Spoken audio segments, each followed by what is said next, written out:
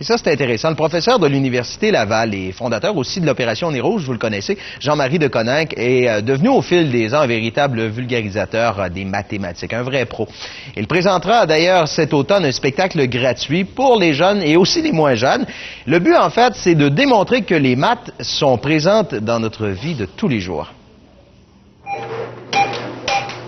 Il y a des chiffres qui sont payants, d'autres qui nous obligent à avancer vite. Certains montent lentement, alors que d'autres montent beaucoup trop vite. Partout où l'on jette un regard, les nombres sont présents. Je vais écrire tout simplement une suite de P puis de F au hasard. Jean-Marie de Coninck est prof à l'Université Laval.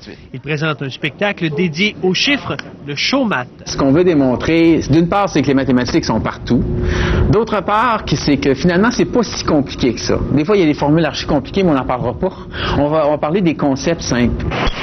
Par exemple, si un prof vous demandait de lancer 200 fois une pièce de monnaie pour relever les résultats, il serait impossible pour vous de les inventer. En probabilité, il peut arriver n'importe quoi, puis ce serait tout à fait normal que dans une séquence de 200 expériences, on ait 5 fois la même pile, puis 5 fois F aussi.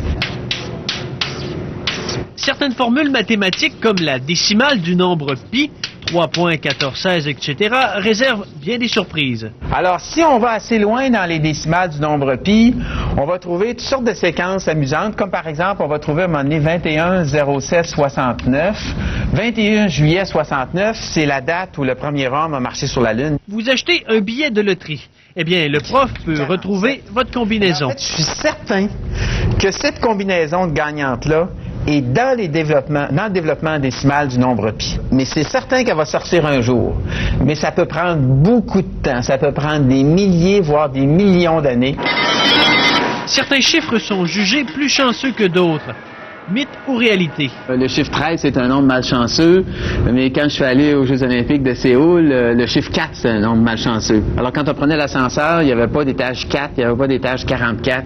Le show math dure 1 heure et s'adresse autant aux jeunes qu'aux adultes.